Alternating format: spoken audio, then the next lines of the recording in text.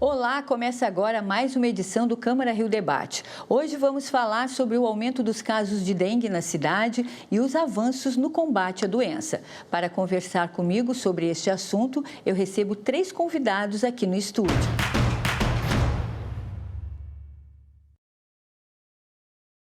Eu começo as apresentações com Rafael Pinheiro, coordenador de Vigilância em Saúde Ambiental do município do Rio de Janeiro. Seja bem-vindo, Rafael. Obrigado, um grande prazer. Obrigada pela presença.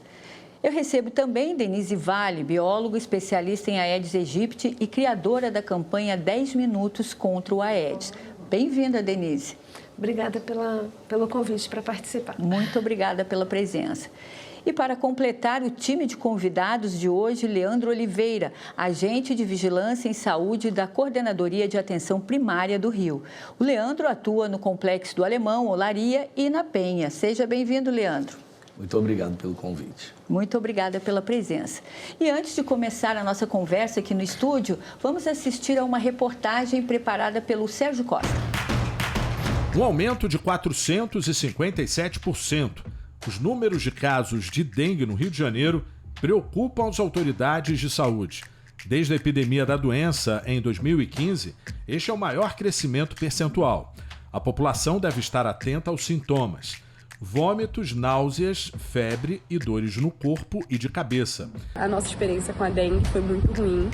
Realmente é de pensar que a gente vai até morrer, porque a dor é muito intensa. A dor da dengue é muito intensa, a dor no corpo, nas articulações, é horrível. 25 pessoas morreram de dengue no ano passado, no estado. E não é apenas o Rio de Janeiro. Minas Gerais e Espírito Santo também estão em alerta.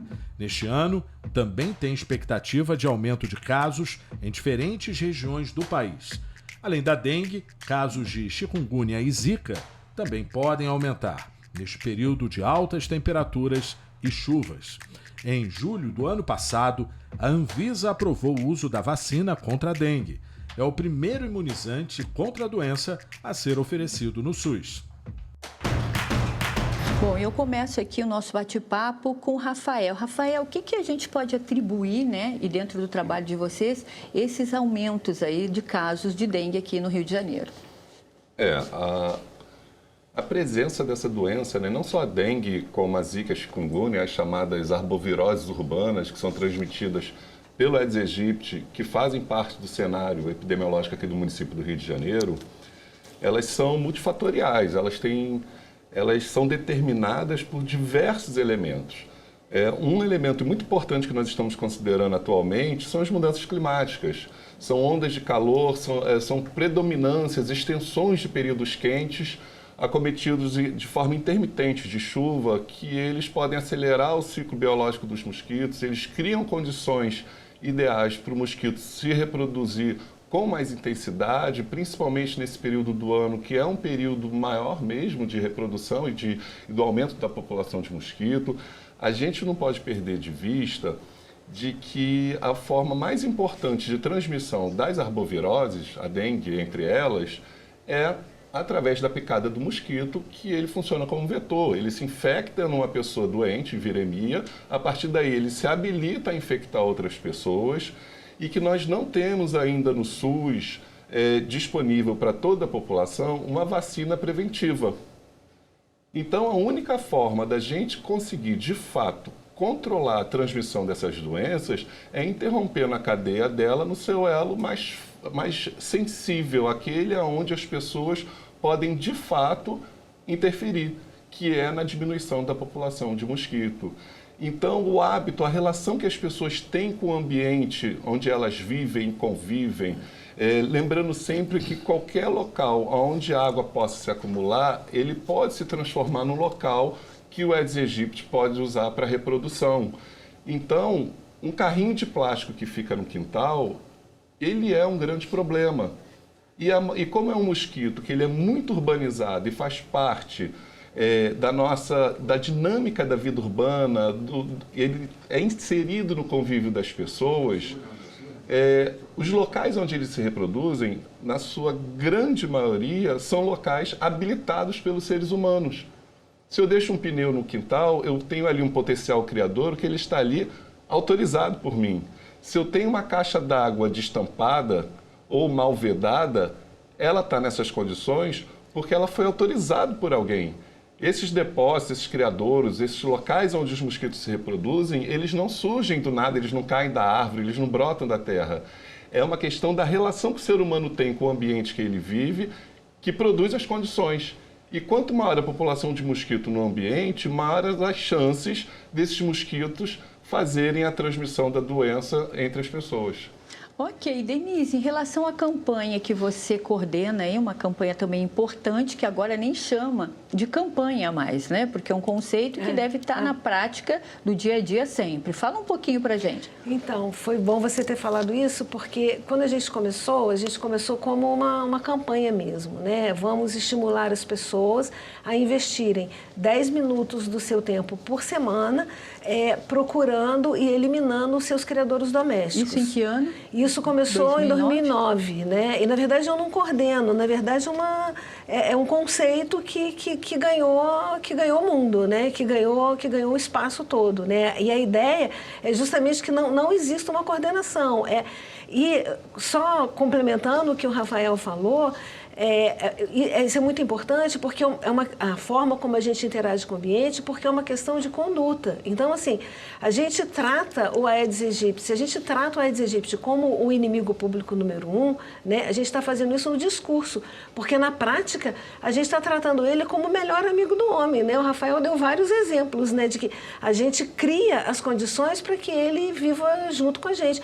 E o Aedes aegypti, ele é super adaptável, né? Então, a ideia desse conceito, 10 minutos contra o Aedes, é justamente ela está baseada em duas premissas. Uma que é uma experiência de sucesso, que Singapura, em 2004, 2005, conseguiu baixar em 90% os seus casos, num espaço de 6 semanas, 6 finais de semana, só fazendo essa busca. E a outra coisa é que o Aedes, ele demora 1 semana para ir de ovo até adulto. O ovo não transmite, a larva não transmite, a pupa não transmite, o adulto transmite. Então, se você elimina os lugares onde a larva vai se criar, você acaba bloqueando a formação de adulto. E aí você interrompe o ciclo, né? E esse é o mote principal desse conceito. Não adianta você fazer um dia da dengue por ano, ou uma vez a cada 2 meses, não adianta também. Não é que não adianta, é super importante o trabalho dos agentes de saúde, né? Mas eles visitam as casas a cada 2 meses, né? E isso dá para fazer aí umas 8 gerações do mosquito. Então, a responsabilidade ela é compartilhada do poder público e da sociedade, né? De cada um. Porque, só para finalizar, Simone, de cada 10 criadouros, 8 estão dentro da casa da gente. Então, não adianta eu só cobrar do poder público se eu estou com eles dentro da minha casa, né? E favorecendo isso, né? E, Leandro, o teu trabalho aí, né, nessa atuação primária aí, como é que acontece? Você atua no Complexo Alemão hoje, em Olaria e na Penha. Perfeito. Fala um pouquinho do teu trabalho. Então, são 15 anos já no trabalho de campo. E pegando o gancho da Denise, é preciso mesmo a participação popular no dia a dia, na sua casa, no seu trabalho, conversando com os amigos e com pessoas do seu círculo próximo, para conscientizar sobre isso. Porque o nosso trabalho é como Rafael havia dito, não adianta nós sermos agentes no sentido de tratar quimicamente a situação.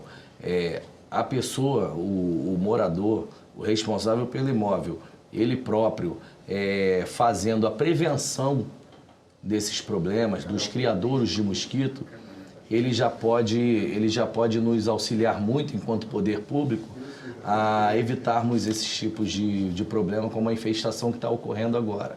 Pois é, porque nesse momento está bem intenso, muitas pessoas até sendo internadas. Agora, Leandro, o que mais te chama a atenção durante essas visitas que você faz?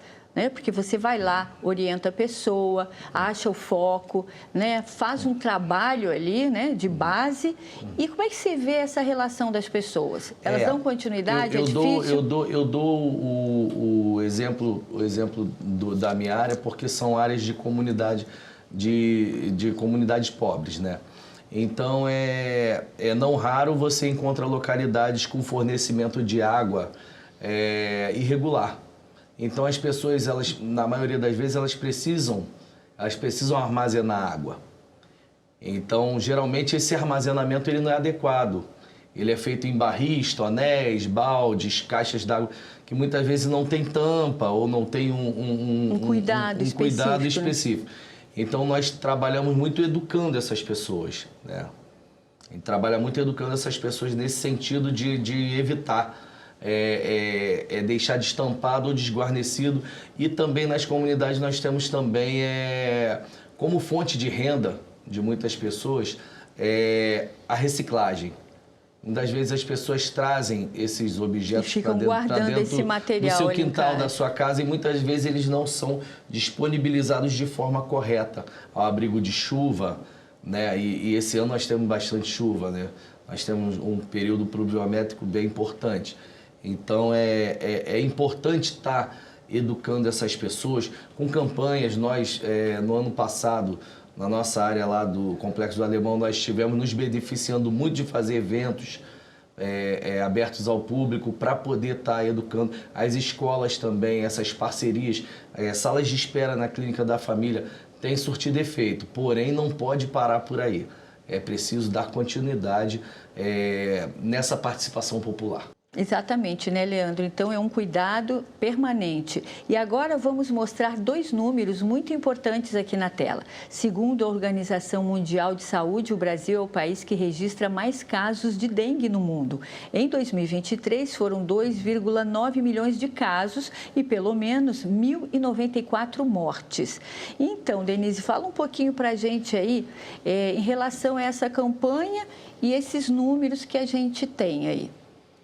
Pois é, quando a gente lançou a primeira vez aqui no Rio de Janeiro, em 2009, 2010, a gente conseguiu, sem inseticidas, sem grandes químicos, a gente conseguiu reduzir em 3 vezes o número de municípios do estado que ficaram com índices satisfatórios, que estavam com índices alarmantes de infestação, né? E isso foi só com uma campanha de mobilização popular muito forte, né? A gente, você ia ver o jornal, aí falava sobre dengue, você ia ver falava da campanha, os 10 minutos, a gente falava, tinha um jogo de futebol, aparecia Galvão Bueno falando dos 10 minutos, aparecia a faixa, a gente recebia a conta de luz, tinha lá 10 minutos, então foi uma mobilização muito, muito intensa, né?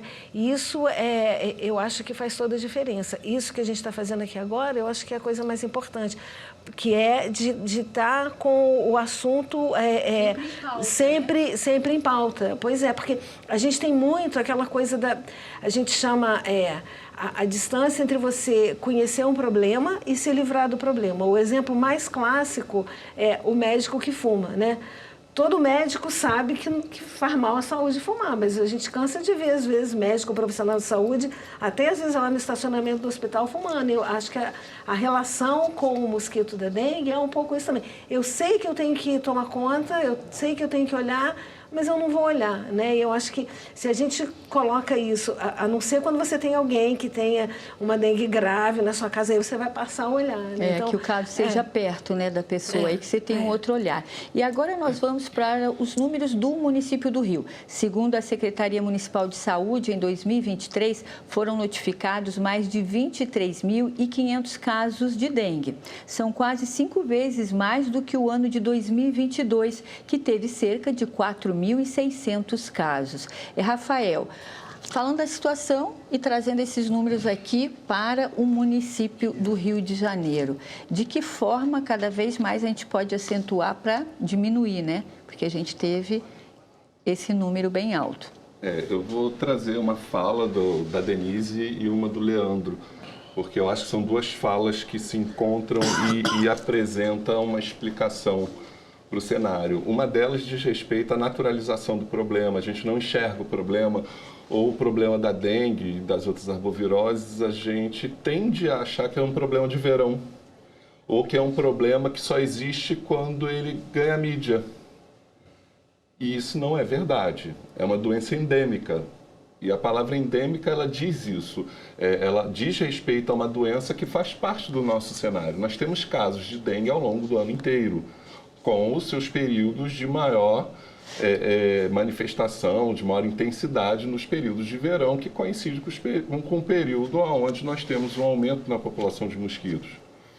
Um outro elemento importante que eu queria acrescentar aqui, que o Leandro trouxe para a gente, é a crença de que o controle através de produtos químicos é a solução. Não é raro a gente receber denúncias de alguns cidadãos dizendo que o agente da Vigilância em Saúde fez uma visita domiciliar, uma inspeção na sua casa e que ele não colocou um pozinho, um remedinho, como as pessoas chamam, né, que são os inseticidas que são usados, que não colocou em produto. Muitas das vezes, quando eu tenho a oportunidade de dialogar com essas pessoas, eu procuro entender o que aconteceu e digo para essas pessoas que às vezes se trata do reconhecimento de que ela é uma pessoa que cuida tão bem do seu imóvel, da sua residência, e que não houve a necessidade de aplicação de nenhum tipo de produto. A aplicação do produto, ela está literalmente relacionada à incapacidade de resolver um problema. É importante entender que o foco central é o controle do mosquito. E pensando no mosquito, como a Denise falou, o elo mais sensível do ciclo biológico do mosquito são as formas imaturas dele. É antes dele virar um mosquito, literalmente como as pessoas conhecem, aquele bichinho que sai voando e pica as pessoas. As formas imaturas estão dentro d'água. Impedir ele de nascer e de procriar é o primeiro passo. Não conseguiu impedir dele chegar à fase adulta. Nós ainda precisamos trabalhar mais a percepção de que aquela larva que está dentro d'água é um mosquito jovem. Todo mundo sabe que uma lagarta vai se transformar numa borboleta. Mas dificilmente uma pessoa olha para uma lagarta e fala, nossa, aqui está uma borboleta jovem. Por mais que a gente saiba, se falar lagarta e borboleta, as pessoas tendem a pensar em dois bichos diferentes. A gente precisa criar essa relação de que aquela coisinha que fica dentro d'água, que parece uma minhoquinha, que fica se movimentando, aquilo é um mosquito jovem, aquilo é um sinal de alerta, de perigo, e que eliminar ele é muito fácil, é só tirar a água dele. Sim. Jogou aquela água na terra, você tirou a coleção de água, eliminou. Eu posso complementar? Denise, então nós vamos complementar com a sua fala no próximo bloco. O Câmara Rio Debate vai para um rápido intervalo e já volta. Fique com a gente.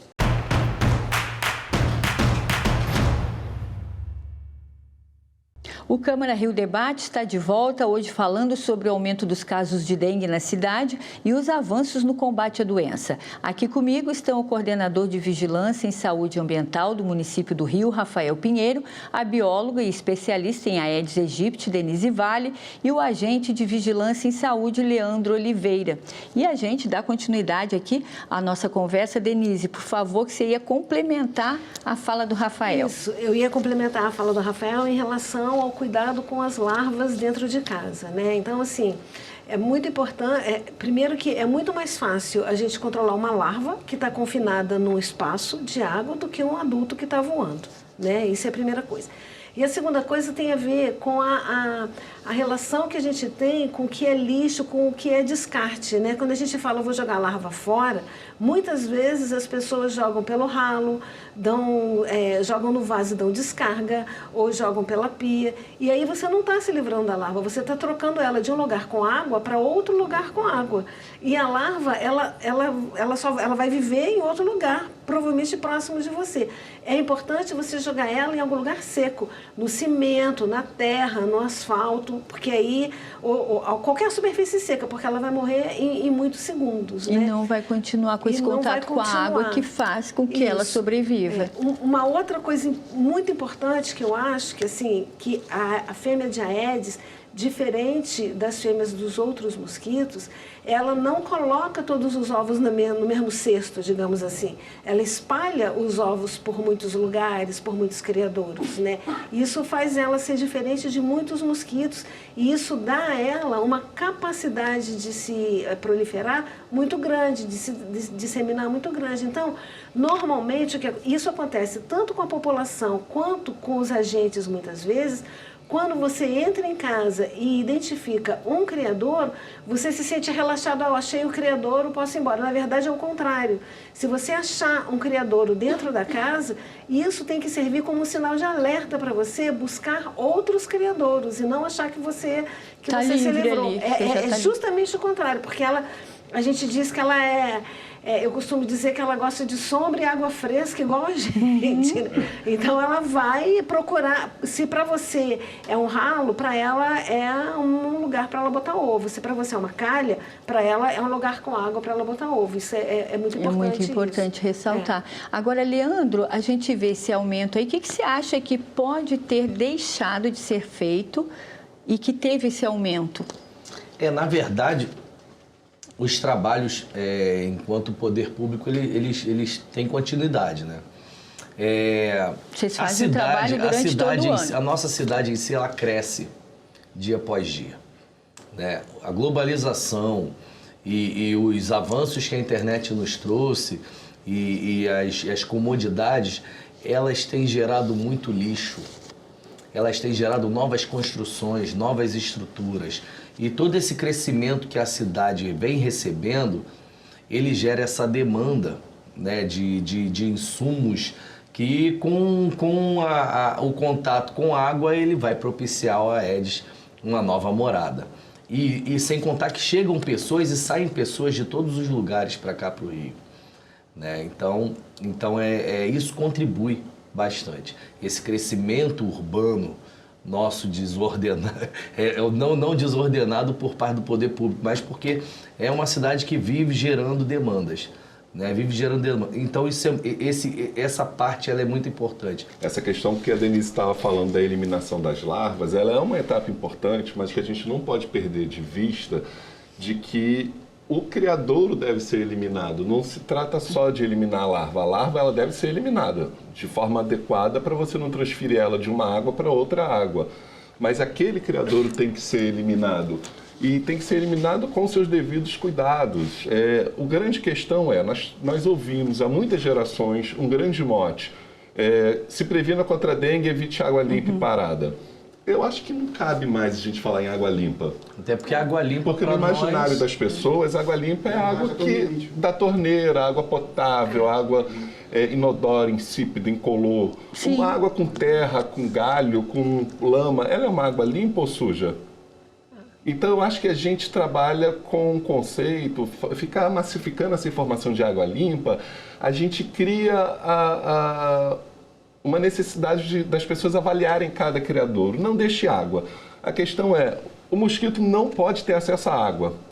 O que não presta mais, os serviços de limpeza urbana devem coletar, deve ser encaminhado para eles. O que pode ser removido e ir para um local coberto, para que a chuva não faça um acúmulo de água ali, deve ser protegido. E aquilo que não tiver jeito, que precisa ser mantido com água e precisa ser uma água exposta, como é um bebedouro de um animal, deve ser trocada aquela água semanalmente e deve-se lavar as paredes, porque uma das estratégias de sobrevivência e dispersão do Aedes aegypti é isso. Os ovos aguentam mais de um ano esperando ter contato com a água. Ele coloca os ovos próximo à superfície da água, colando nas paredes. E aqueles ovos ali, depois de um tempo, ele adquire a capacidade de ficar um longo período. Então, se um Aedes aegypti coloca num depósito qualquer, numa cambuquinha, num copo, os seus ovos, você pegar aquele copo e levar para qualquer lugar, aonde você deixar ele entrar em contato com a água, ele vai seguir o seu curso e vai chegar ao mosquito adulto, que é um risco. A presença do mosquito é um fator de risco importantíssimo. Agora, Denise, fala um pouquinho também para a gente, vocês também, em relação a essa vacina da dengue, né? Está chegando aí, já chegou, né? Um lote aí no Brasil.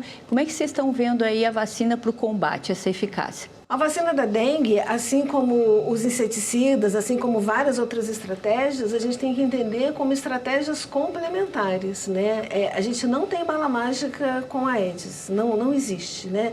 Acho que o Rafael falou isso no primeiro bloco, tudo que é importante é redundante, é multifatorial. Então, assim, se a gente atribuir a vacina, ou a responsabilidade pelo controle da dengue, a gente vai continuar tendo a Aedes e a gente vai continuar tendo chikungunya. A vacina é importante, eu acho que ela é muito bem-vinda agora, principalmente a faixa etária. É uma faixa etária que tá mais vulnerável. É de 14... De 10 a 14 de 10 anos. A 14. São poucas vacinas, a gente não vai poder contar com isso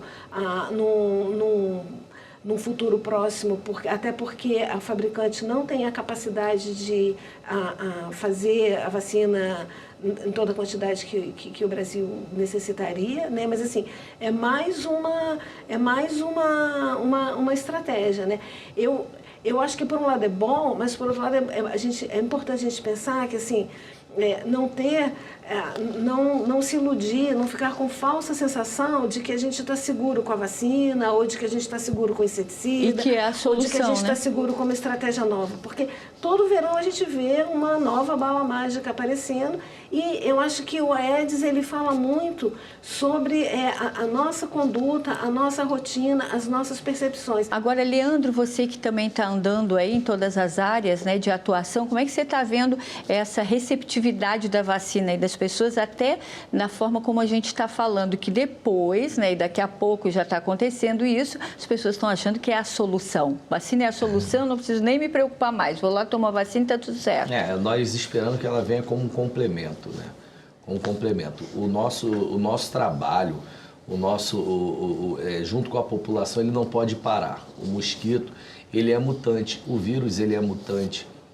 Né? Então, a vacina ela tem que vir para complementar, né? Para, de repente, amenizar algumas emergências, mas o trabalho, a nossa vigilância quanto a não ter água parada, não ter água nos depósitos, ela precisa ter continuidade. Tá ok.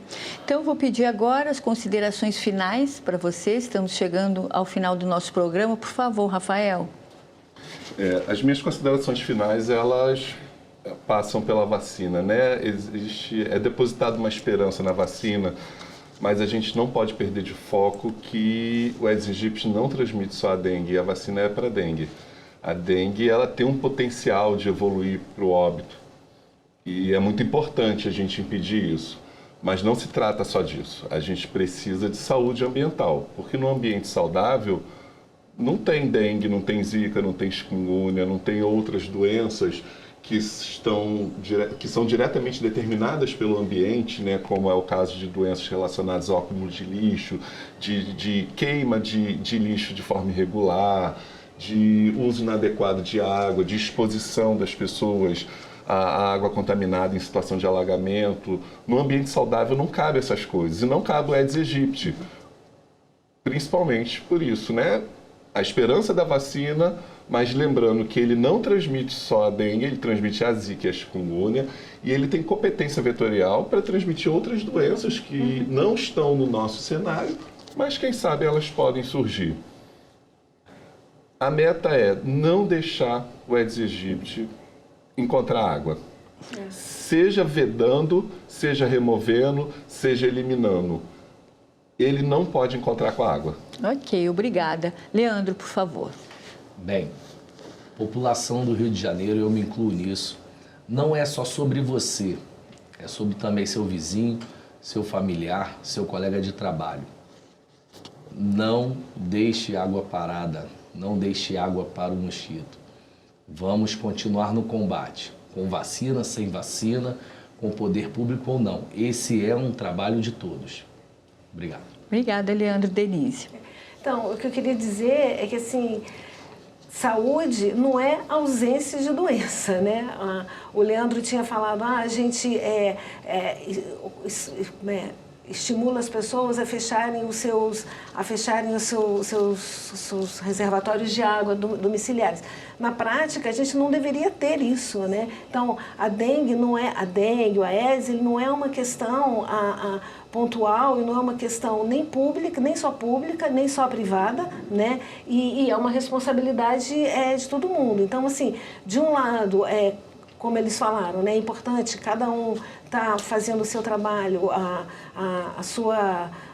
prestar atenção para eliminar os seus criadouros, mas de outro lado é cobrar também do poder público uma menor desigualdade, né? E mais atenção às questões coletivas. Ok, muito obrigada pela participação de todos vocês aqui para a gente falar desse tema tão importante. E o Câmara Rio Debate de hoje fica por aqui. Você também pode acompanhar a nossa programação pela internet nos endereços que estão aqui na tela para você. Até o próximo programa. Tchau!